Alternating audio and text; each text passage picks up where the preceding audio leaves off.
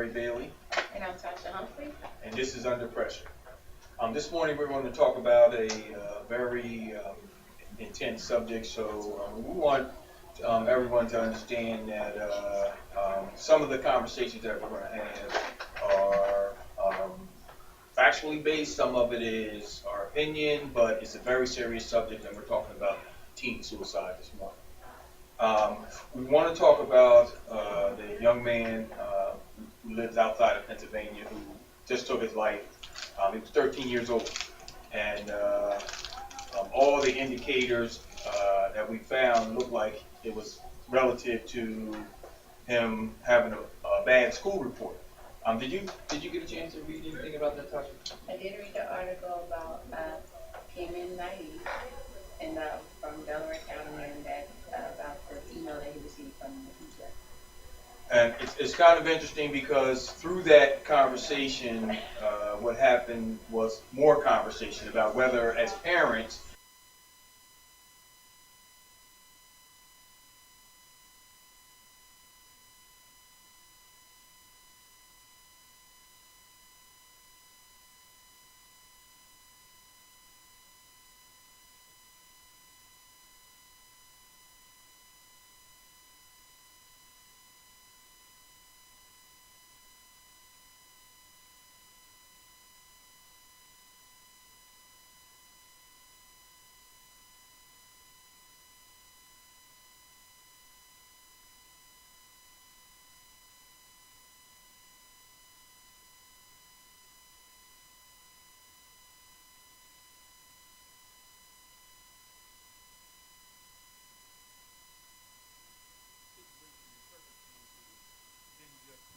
they didn't just occur when he took his life. That day he took his life.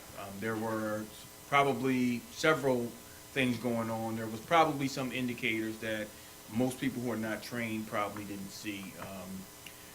The other thing I want to talk about is, from a statistical standpoint, teen suicide is the second leading cause of death in this country, and only second to automobile fatalities to young people. And a lot of experts think that a lot of automobile fatalities are kids committing suicide. So they may be very, very even in terms of what the leading cause of teenage fatalities are in this country. But teen suicide being the second leading cause statistically, based on the numbers that we've collected and all the empirical data that we've looked at, that's very, very troubling to, I'm sure, us as parents, all of our communities, and it's just a set of circumstances where we're looking for answers. Tasha, you said you had a friend or someone you know. Yes, there was someone that was in my community, and she had I think her son was like 19, and he was a football player, and he took his life suddenly. There was no indication. They thought he was a happy-go-lucky guy. There was no text messages. And next, they came home and he was gone. I think he killed himself in his room or in the bathroom. And so since then, she had she's been doing a lot of suicide awareness and trying to have people aware about things on it. But he was a young man, and no one knew what happened. We don't know if he had got his heart broken, if he was being taunted when he was in school. So really no one knows, because one thing you said for sure is that there is, teenage suicide is the second highest fatality that we have. However, a lot of things are going on in these young people's lives that we don't know about. Social media is one. And parents, we as parents, I shared with you that there was someone that I know that, even my own young daughter, I never knew she didn't like school till school was over. That was at home. She put up a facade by going to school every day and doing homework and getting A's in school. So to me, I'm thinking school is great. That's where she likes to be. But in all actuality, she didn't like school, and she didn't share that in school. And and young people, I think we always say there's no peer pressure, but there's peer influence. But young people carry a lot of weight, and as parents, or as adults, we sometimes say, oh, you don't really know what the world is until you're out there in the world. But I always say young people are mean Well, one of the things to each other. yeah, they are. And one of the things that you said is very, very critical. And I certainly, from a professional perspective, I'm not an advocate of the conversation related to peer pressure. But I am an advocate of understanding that there is peer influence. Peers, young people, certainly can influence each other, whether it be negative or positive. The other thing is that it's real critical again for us to understand that while we may not have seen any indicators that we thought would be the issue. I mean, as you mentioned about your daughter, I mean, having a conversation in our society about not liking school with your parents is not something that's well received. At this point in time, the conversations that we want to have with our young people is that getting educated is critical. I mean, it's critical to what your future is going to look like. It's critical to what your ability to take care of yourself is going to be about. It's critical to what your life situation is going to be. So most young people are not going to have a conversation with their parents about not liking school because it's not going to be well received. And again, one of the things, the question that was brought up when the young man was found next to the creek with a gunshot wound was, our parents putting too much pressure on young people. And certainly, in my 30 years of being involved in behavioral health and my specialty being adolescents and parents, one of the things that I see is that, and I don't know when it started, but young people are less resilient. They have less ability to manage and cope with things such as failure or things such as struggling with acceptance in their peer groups or things that have less resilience. And I think that's as a result of some of the things that we've done in society under the umbrella of helping them become better adjusted. For instance, now there's Little League Baseball where if you win, lose, draw, or as long as you put on a uniform, you get a trophy. That sometimes does not teach young people, one, that the world is competitive, and sometimes you lose. You don't always win. And if you're under the impression or the message is that no matter what you do, you're going to get rewarded for it, then when the reward doesn't come and you're expecting it, and you don't have the ability to manage the part where you're now not getting the reward, then that creates a resiliency issue, a issue around how you deal with the emotional part of that process, with the psychological part of that process. Go ahead.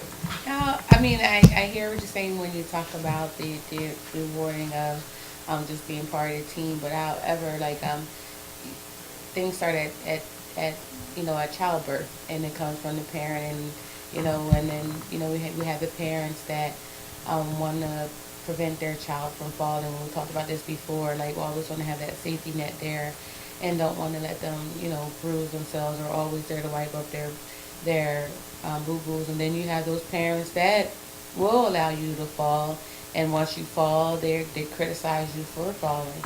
So it's like we have two different kinds of parents, and there's really no gray area right now in between. You have the parents that think they're doing good, that people say, oh, they're great parents, and the parents that we say aren't doing, that people in society say aren't good parents because they let their children fall. So who makes that good parent? And when it comes to a young man in Pennsylvania, it's not just it goes beyond. The suicide is what we see in the forefront. That is the reaction, the effect. But what was the cause of him doing that? What were things like in his home? What kind of pressure did the parents have on him, or the school have him, for him at 13 years old to feel comfortable with taking his father's gun, his parents' gun, learning how to take off the lock, and walking away 30 minutes before dinner and shooting himself in the creek? Like, what is the underlying situation there?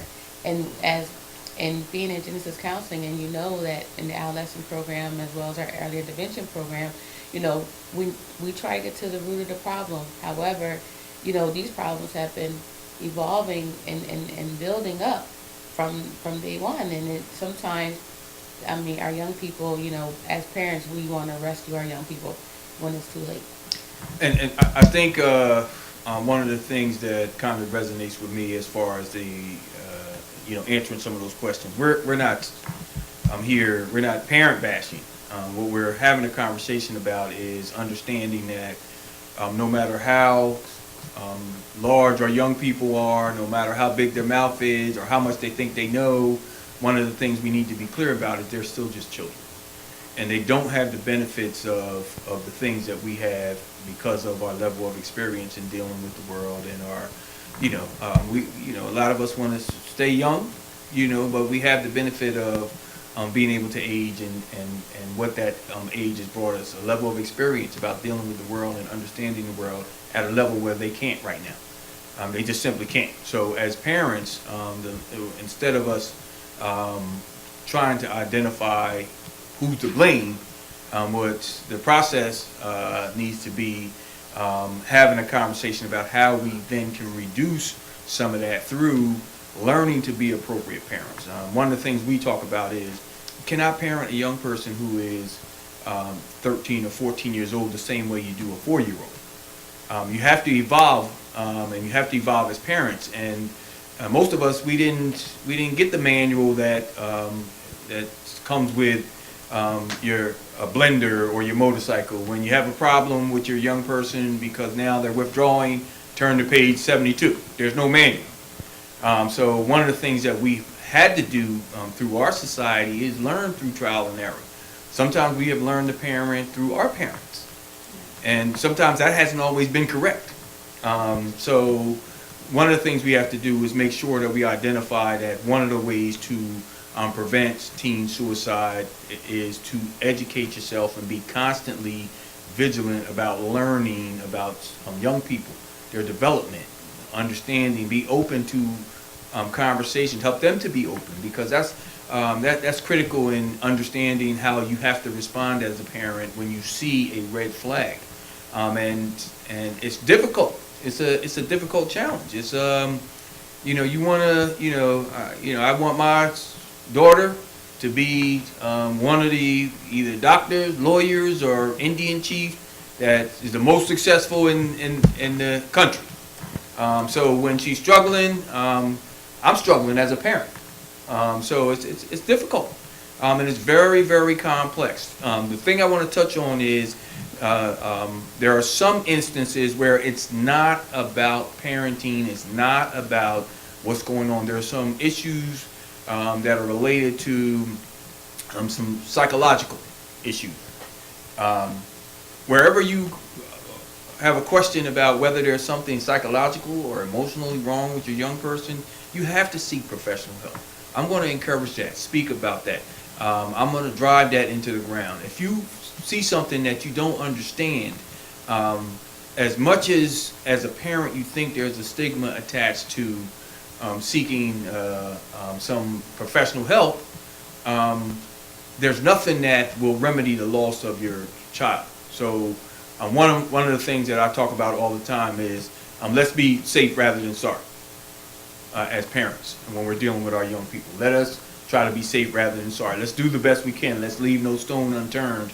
Let's make sure we are vigilant at identifying it, regardless of how we're feeling as parents, because there can be a stigma attached to a troubled young person, someone who's struggling in school, a young person who's having behavioral issues, someone who's dealing with now some onset of drug use and in some cases drug abuse, if we're talking about middle and high school students.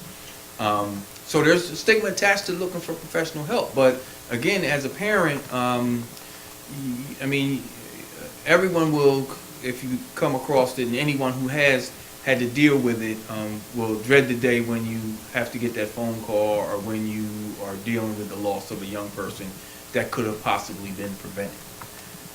So that's resonates with me. There are some issues that are not necessarily related to your ability to be good or great as a parent. There are some issues that just need professional help. There's young people who walk around day in and day out looking fine, acting fine, being fine, but they're depressed. And how can we identify that? We can't identify that unless we're trained. So seeking professional help is part of the process of helping your relationship with your young person and helping that young person to grow and helping your family to stay safe, if you would. I think, and then we have talked in the past about another thing besides it's just that communication, keeping that line of communication open, talking to your young person, not talking at them. So, like you said, we have young people that walk around that are depressed, that we will never know that they're depressed because they have ways of covering up. But I always think that line of communication is a valid thing when it comes to a young person and their parents, or a young person and maybe a teacher or an aunt or something, letting them know that it's okay to communicate, to talk about whatever they're going through. Maybe like sometimes when we told parents that maybe one day you set aside and you let your kids just go, like just blatantly say whatever anything that's on their mind that they need to get out there, because one day you may make them mad and they don't want to say that because they don't want to offend you or hurt your feelings, because like you said, parents don't come with a manual, and we often make mistakes, but we think that our mistakes aren't noticed, but our young people hold a lot of things inside of them about the actions that we have taken. And I also say that our young people are forever growing. Our young people know us better than we know them. Absolutely. So they know the time we wake up, they know what we like, but they constantly change and we don't know them, and that's why the communication is key. I think, as we talk about education and the pressure that it has, we need to let our young people know that it's okay to fall and pick themselves up and dust themselves off. I think society needs to get to a point when we're encouraging our young people that it's okay to make mistakes and to clean up our mistakes, because in order to learn from a mistake, in order not to make a mistake again, you have to learn from it. And that's why mistakes are constantly done, because we have never learned from our mistakes. And I think that's one of the things that is a struggle in our society as we move forward into the next century is looking at and understanding those things that have been impactful on our young people, because our young people are those individuals who will be us pretty soon. So it's really kind of critical in looking at what our society, how our society has impacted the development of young people. And when we start talking about, again, the development of young people, one of the things we have to be clear about, and you certainly alluded to it, is that they are constantly evolving. And as parents, we need to evolve. The other thing we didn't touch on that I think is really, really critical, one of the things that happens is young people are exposed to information during this day and age a lot sooner than they're really developmentally capable of managing. If the information is instantaneous, and in some instances, that's too much for certain young people to deal with. And the example that I'm thinking about is again the social media thing.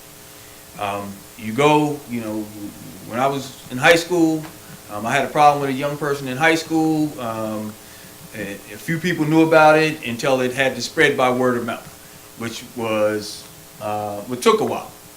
Now, if you have a problem with a young person in high school, they take their phone out. Next thing you know is hundreds of people that know about what the problem was, and now you're faced with dealing with the possibility of being shunned in high school, because now information is instantaneous. It's really, really critical to understand what that impact has on young people. We want to talk about the